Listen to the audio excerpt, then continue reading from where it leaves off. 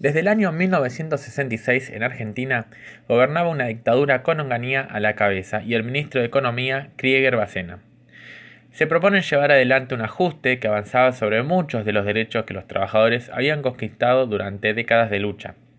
Tales eran la devaluación del peso argentino en un 40%, la apertura del mercado a bienes extranjeros, lo que significaba la ruina de los pequeños productores del interior, la entrega de recursos como el petróleo a empresas extranjeras, congelar salarios por 2 años y la eliminación de las paritarias.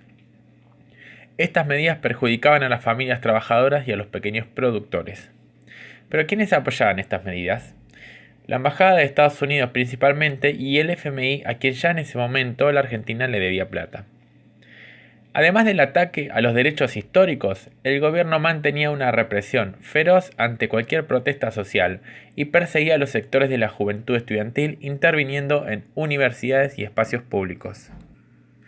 El peronismo, que era el partido que dirigía a los enormes sindicatos y principales organismos de la clase obrera, estaba proscripto desde el año 55.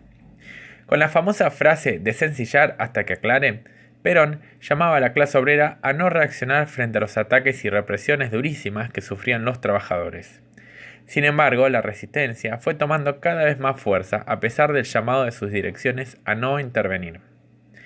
Esto se combinó con la simpatía de millones de jóvenes en todo el continente por la atracción de las ideas socialistas después de la Revolución Cubana de 1959, lo que demostraba que la revolución era una realidad al alcance de la mano. La CGT estaba dividida desde el año 1968. De un lado estaba la CGT dirigida por Timoteo Bandor, aliado de la dictadura, y por el otro el sector más combativo de la CGT de los argentinos, de Raimundo Ongaro y Agustín Tosco. El 12 de mayo de 1969, la dictadura sancionó la ley 18.204 para todo el país, que en Córdoba significaba el aumento de la jornada laboral a 48 horas semanales, o sea, un 10% de aumento de la jornada semanal. El aumento de la jornada laboral cordobesa produjo un gran descontento en las filas obreras y el inicio de una serie de movilizaciones, huelgas y asambleas que desembocarían en el Cordobazo, incluyendo una huelga general declarada por las dos CGTs para el día 30 de mayo.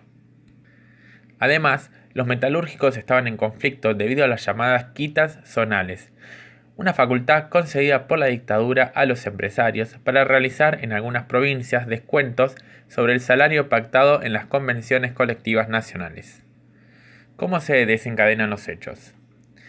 El 15 de mayo fue asesinado Juan José Cabral en una protesta estudiantil en la ciudad de Corrientes, desencadenando una pueblada conocida como el Correntinazo. Al día siguiente, otra marcha estudiantil en Rosario en repudio al asesinato de Cabral, durante la cual fue asesinado el estudiante Luis Norberto Blanco, generando una pueblada en la ciudad conocida como el primer Rosariazo y movilizaciones de protesta en todo el país, incluyendo Córdoba, donde se realizó una huelga estudiantil, violentamente reprimida, y la toma del barrio estudiantil del Verdi el 23 de mayo. La CGT oficialista llamó a un paro sin movilización, o sea, para descomprimir la bronca, el día 29 de mayo. En cambio, la CGT combativa llama a un paro y movilización de 36 horas.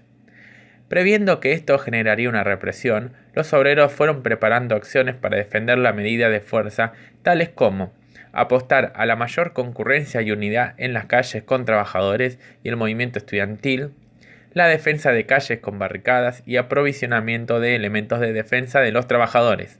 Incluso, estudiantes de química prepararon bombas molotov para la defensa. La medida de fuerza buscaba frenar los ataques y la represión sobre todo el pueblo trabajador.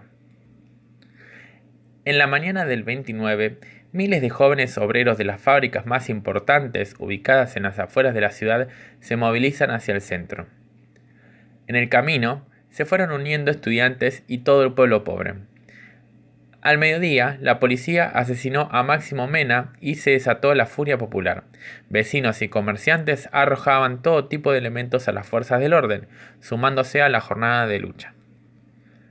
los manifestantes pasaron a controlar 150 cuadras a la redonda, donde obreros dirigieron junto a estudiantes y todo el pueblo pobre una pueblada inmensa que pedía el fin de la dictadura y hasta un gobierno de trabajadores que lo represente. El gobierno responde enviando al ejército y los combates pasan del centro de la ciudad a los barrios periféricos.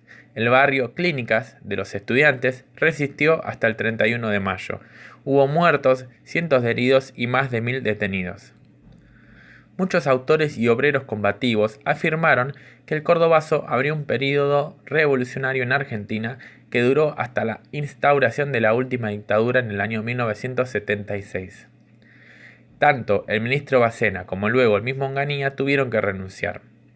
Y posteriormente el régimen militar tuvo que llamar a elecciones, incluso quitando la proscripción al peronismo para poder restablecer la paz y mantener el statu quo del país. Aunque ello no sería posible, ya que años más tarde y con el peronismo en el poder, la clase obrera realiza el primer paro general a un gobierno peronista, luchando contra lo que se conoció como el Plan Rodrigo, donde hubo jornadas de lucha de mucha intensidad. Esto generó alarmas en toda la clase dominante por el eminente miedo a una revolución obrera, y luego de meses de pedir la intervención del ejército, la burguesía argentina, o sea los dueños del país, logra mantener su poder hasta el momento se encontraba suspendido en el aire, instaurado en el régimen dictatorial del 24 de marzo de 1976, para secuestrar y asesinar a toda esa vanguardia obrera y combativa que cuestionaba el orden social en su conjunto.